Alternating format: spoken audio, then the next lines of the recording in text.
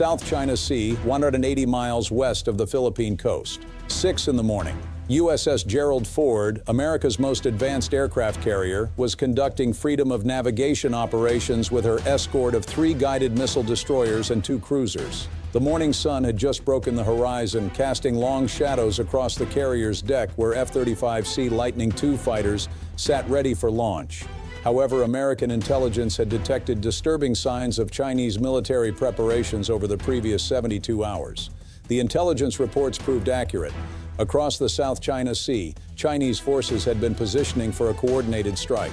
4 Type 055 guided missile destroyers had departed their base at Yulin Naval Station, moving into attack positions under cover of darkness. Each destroyer carried 112 vertical launch cells loaded with YJ-18 anti-ship cruise missiles capable of reaching targets over 300 miles away. Additionally, a squadron of H-6 bombers had deployed to Woody Island, armed with YJ-12 supersonic anti-ship missiles. At Chinese Naval Command Headquarters, admirals finalized their attack plan. The strategy called for simultaneous launches from multiple platforms to overwhelm American defenses. Targeting data from reconnaissance satellites had been uploaded to the missile systems. Each missile was programmed with the carrier's last known position and would use active radar seekers for terminal guidance. The commanders believed that launching 80 missiles simultaneously would saturate the American defensive systems. Chinese missile crews performed final system checks with practiced efficiency. Aboard the Type 055 destroyers, technicians verified launch tube pressurization and guidance system calibration. On Woody Island, H-6 bomber crews loaded the heavy YJ-12 missiles onto wing pylons, each weapon weighing over 2 tons. Fire control officers confirmed targeting coordinates one final time. By 5:45 a.m., all Chinese units reported ready status. Unknown to the Chinese commanders, American surveillance assets had tracked every preparation. An RQ-4 Global Hawk drone flying at 60,000 feet had maintained continuous observation of the Type 055 destroyers since they left port. Satellite imagery had detected the H-6 bomber deployment within hours of their arrival at Woody Island. Furthermore, submarine USS Virginia had been trailing the Chinese destroyer formation, reporting their movements in real time. Aboard USS Gerald Ford, Captain Reynolds studied the intelligence reports with growing concern. The Chinese were clearly preparing for a major strike.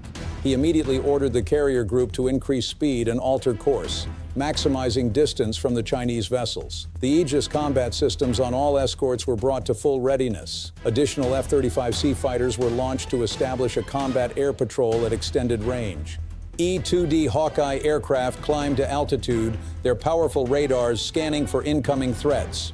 At precisely 6:15 a.m., Chinese forces initiated their attack. The 4 Type 055 destroyers fired their YJ-18 missiles in rapid sequence. 60 missiles erupted from vertical launch tubes within 90 seconds, climbing briefly before leveling off just above the wave tops. Simultaneously, 6 H-6 bombers released 20 YJ-12 supersonic missiles from altitude.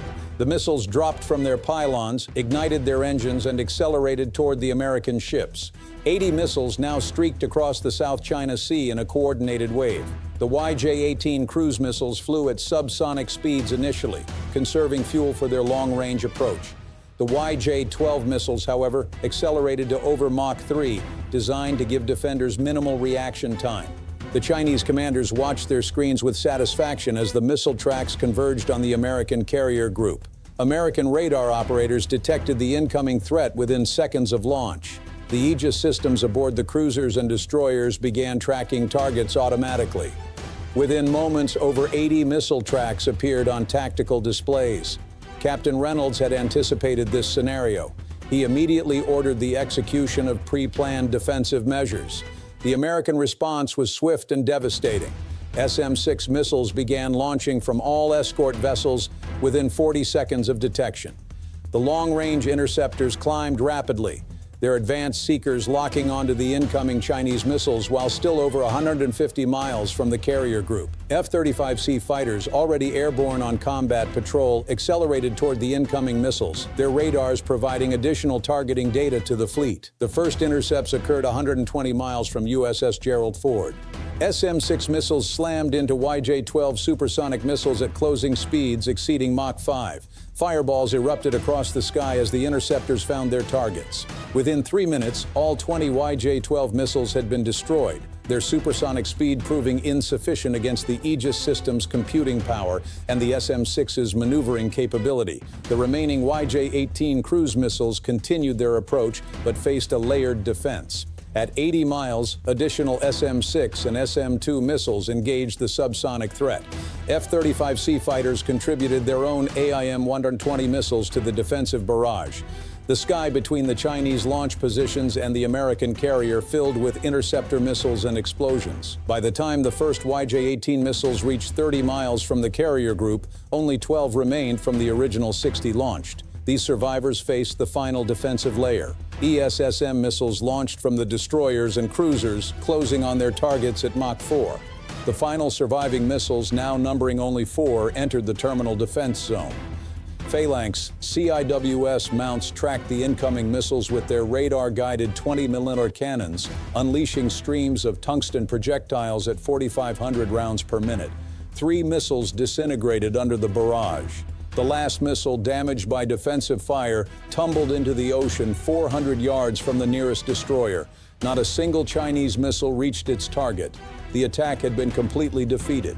Aboard USS Gerald, Captain Reynolds wasted no time ordering the counterattack. 6 F-35C fighters already airborne received targeting data for the Chinese destroyers.